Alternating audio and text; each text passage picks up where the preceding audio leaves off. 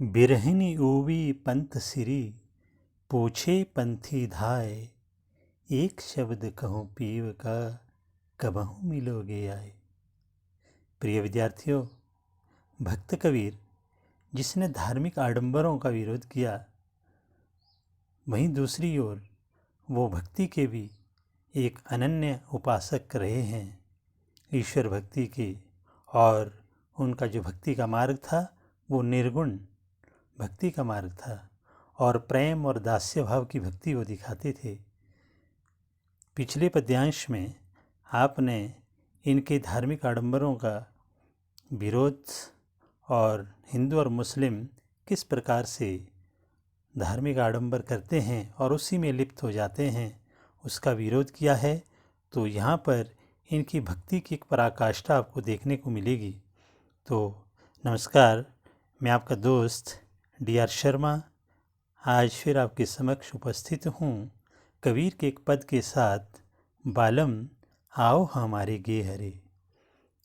इस पद्यांश में आप जानेंगे कि कबीर की आत्मा जो एक प्रियतमा है और ईश्वर को प्रेमी मानते हैं, और किस प्रकार से उनकी आत्मा अपनी प्रियतम से मिलने के लिए व्याकुल है और उसके बगैर वो जी नहीं सकती उसके बिना।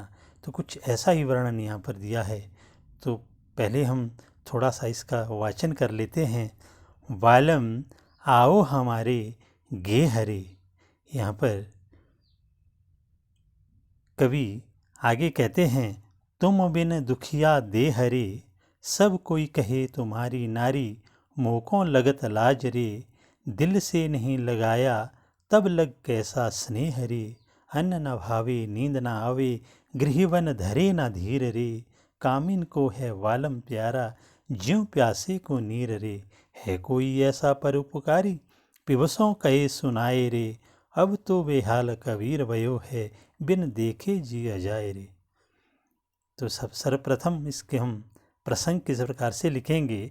प्रस्तुत पद्यांश हमारी पाठ्य पुस्तक अंतराभाग 1 में संकलित है और कबीर के पद से लिया गया है इसको। और इसमें कबीर स्वयं को आत्मा और आत्मा जो एक प्रेयसी है और ईश्वर को प्रियतम वो मानते हैं, प्रेमी मानते हैं, और उनके मिलन के लिए बहुत इच्छा प्रकट करती है, बड़ी उत्कट इच्छा है उसकी। तो आगे हम इसकी व्याख्या की ओर चलते हैं, उससे पूर्व थोड़ा सा इसके शब्दार्थ की ओर ध्यान दे दें। बालम का अर्थ है प्रेमी। यहाँ पर ईश्वर के लिए ये बालम शब्द प्रयुक्त हुआ है, तो आप ध्यान से देख लें। और गे हरे, गे अर्थात घर। मोकों शब्द आया है, मोकों अर्थात मुझे, लाज लज्जा या शर्म। और आगे या नारी शब्द यहाँ पर पत्नी या प्रेमिका के संदर्भ में आया है। कामिन सुंदर स्त्री को कहा जाता है। नीर पानी, परोपकारी दूसरों का भला करने वाला, पिबसों प्रियतम से, जीव का अर्थ है प्राण। तो ये तो कुछ एक इसके कठिन शब्द थे। बड़ी साधारण से शब्द इसमें दिए गए हैं, उतना कठिन इसमें कुछ आपको नहीं लगेगा। अब हम चलते हैं इसकी व्याख्या की ओर। हम इसकी व्याख्या करते हैं पंक्ति दर पंक्ति। तो आगे आप देख रहे होंगे पूर्ण व्याख्या यहाँ पर दी है। मैं आपको यहाँ पंक्ति की प्रत्येक पंक्ति का अर्थ समझाता जाऊँगा। बालम आओ हमारे गे हरे। यहाँ पर बालम शब्द का प्रयोग संबोधन के लिए ईश्वर के लिए किया है। बालम मतलब सखा।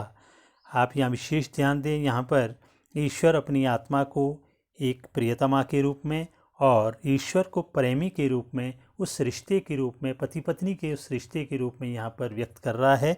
तो अतः हम यहाँ पर देखेंगे बालम भक्त कबीर की जो आत्मा है, वो प्रियतमा जो है, वो अपने बालम को पुकारी, ईश्वर को पुकारी, आओ हमारे गे हरे। गे अर्थात घर। कभी हमारे घर तो आओ, तुम बिन दुखिया दे हरे। तुम्हारे बिना ये देह अर्थात शरीर बहुत दुखी है, बहुत दुख दे रहा है।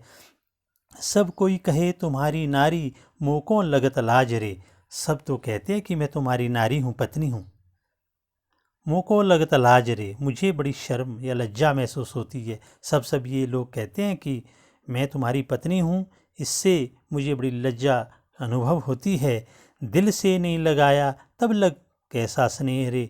एक उलाहना यहाँ पर कबीर दे रहे हैं, दिल से नहीं लगाया। मैं आपकी पत्नी तो हूँ, परंतु कभी आपने हृदय से नहीं लगाया, तब लग कैसा स्नेह रे। तब तक हम कैसे कह सकते हैं कि कैसा प्रेम है ये। प्रेम में स्नेह का, स्नेह में एक मिलन का होना परमावश्यक है। आपने तो मुझे कभी दिल से ही नहीं लगाया, तब तक मैं ये कैसे मान लूँ कि आप मुझसे इतना प्रेम करते हैं। अन्न ना भावे नींद ना आवे, गृहवन धरे ना धीर रे। अगली इस पंक्ति में अब कबीर, उनकी आत्मा वो प्रेयसी कहती है कि आपके बिना, आपके वियोग में अन्न ना भावे, मुझे अन्न अच्छा नहीं लगता है, भोजन अच्छा नहीं लग रहा है, नींद भी नहीं आ रही है रातों को। गृह वन धैर्य ना धीर रे, घर में ना वन में मुझे धैर्य धारण नहीं हो रहा है। चाहे मैं घर में रहूं या बाहर रहूं, मेरी आत्मा को धैर्य धारण नहीं कर पा रही है। कामिन को है वालम प्यारा, ज्यों प्यासे को नीर रे। अब ऐसी स्थिति है जिस तरह से कामिन को अपना बालम, एक सुंदर स्त्री को, पत्नी को अपना प्रियतम प्यारा होता है, उसी प्रकार जिस प्रकार से एक प्यासे व्यक्ति को नीर अर्थात पानी प्रिय होता है।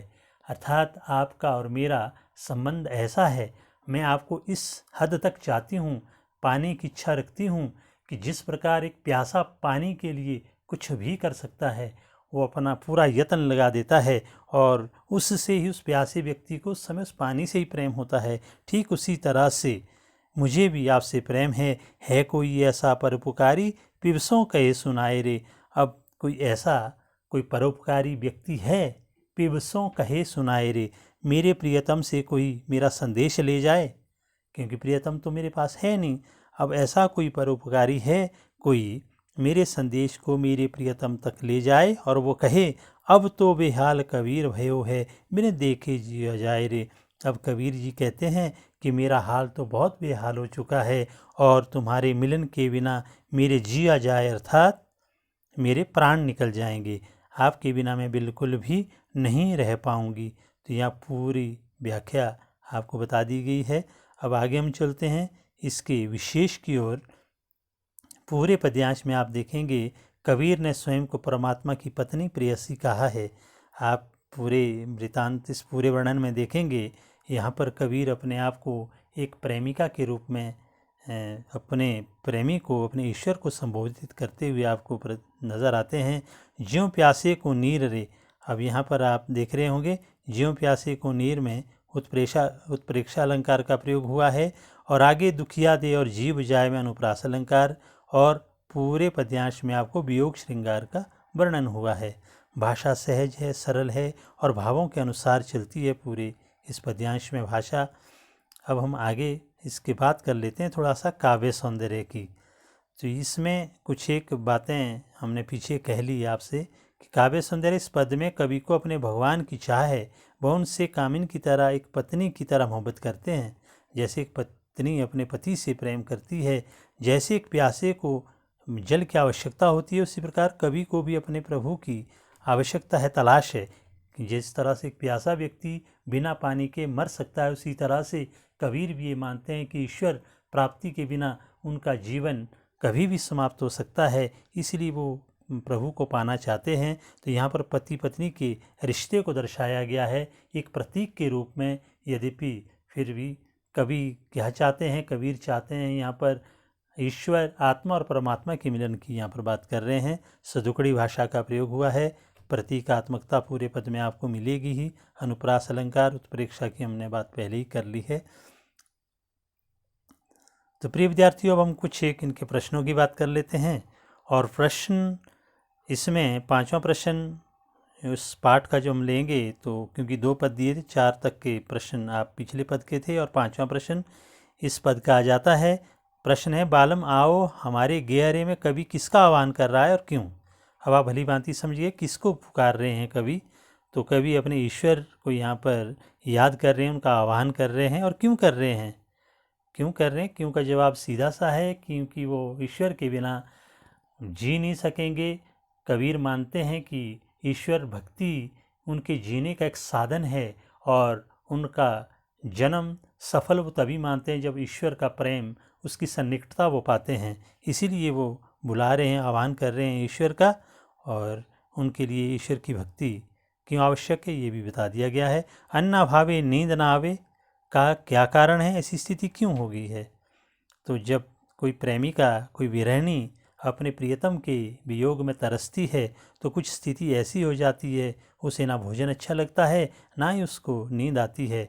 दिन रैन वो बिल्कुल बेचैन रहती है। तो कबीर की भी ऐसी दशा है। कबीर की जो आत्मा है वो बिल्कुल प्यासी है और वो ईश्वर रूपी उस पानी को पीना चाहती है, उसको प्राप्त करना चाहती है। तो ऐसी स्थिति इसीलिए होगी है क्योंकि वो ईश्वर से मिलना चाहते हैं, और ईश्वर की प्राप्ति जब तक नहीं होती तब तक उनकी स्थिति वैसी ही रहेगी। और इसीलिए कबीर कहते हैं कि ना अन्न अच्छा लगता है, ना नींद आती है। अगला प्रश्न, कामिन को है वालम प्यारा, जो प्यासे को नीर रे। कवि का क्या आशय है, स्पष्ट कीजिए। कामिन को है वालम प्यारा, जो प्यासे को नीर रे। यहाँ पर एक उदाहरण दे करके कबीर कहते हैं, जैसे एक प्यासे व्यक्ति को पानी सबसे प्रिय होता है, उसी तरह से कामिन को, एक स्त्री को, एक पत्नी को, एक प्रेमिका को अपना प्रियतम बहुत प्रिय होता है और वो उससे मिलना चाहता है, अपने पास ही रखना चाहता है हमेशा। तो इस तरह का भाव यहाँ पर प्रकट हुआ है। कबीर ने भी इसी आशय को स्पष्ट किया है। अब अगला प्रश्न, कवि निर्गुण संत परंपरा के कवि हैं और यह पद बालम आओ हमारे गे साकार प्रेम की ओर संकेत करता है। इस संबंध में अपने विचार लिखिए। वैसे तो आपके लिए विचार लिखने के लिए कहा गया है, परंतु फिर भी थोड़ा सा एक संकेत रूप में आपको बता देते हैं। वैसे कबीर बिल्कुल मूर्ति पूजा के विरोध में रहते हैं। वो ईश्वर को एक निर्गुण रूप में उसकी उपासना करते हैं, परंतु यहाँ पर एक पति पत्नी का जो साकार रिश्ता है वो दिखाया गया है। कबीर ये मानते हैं कि जो पति और पत्नी का जो रिश्ता होता है उससे अधिक प्रगाढ़ रिश्ता कोई और हो ही नहीं सकता। अतः इसी प्रकार का रिश्ता अगर हम अपने ईश्वर से भी कर लेते हैं तो हो सकता है, तो ये संभावना पूरी है कि हमारा जीवन सफल हो जाए, हमारी वो भक्ति सफल हो जाए। तो कबीर ने कभी भगवान को मूर्ति के रूप में सार्थक नहीं माना। वे निर्गुण परंपरा के कवि है। कबीर एक ईश्वर प्रथा में विश्वास रखते हैं, लेकिन उन्होंने कभी प्रेम की शक्ति को भी नहीं नकारा। वे सांसारिक प्रेम को मानते हैं। उन्होंने इस कविता में अपने आप को सकारात्मक शक्ति का प्यासा बताया है। कबीर ने अपने आप को अपने इष्ट की पत्नी के रूप में संबोधित किया है। अतः यह एक साकार प्रेम तो है, परंतु निर्गुण है। प्रिय विद्यार्थियों, ये तो था हमारा बालम आओ हमारे गे, हमारे कबीर जी का पद। तो उम्मीद करता हूँ कि आपको समझ आया होगा, इसकी व्याख्या समझ आई होगी, प्रश्नोत्तर भी समझ गए होंगे आप, और काव्य सौंदर्य को भी हमने छू लिया। तो फिर किसी अन्य विषय के साथ आपके समक्ष फिर उपस्थित होंगे। तब तक आप बिल्कुल सुरक्षित रहें, सतत अध्ययनशील रहें। धन्यवाद।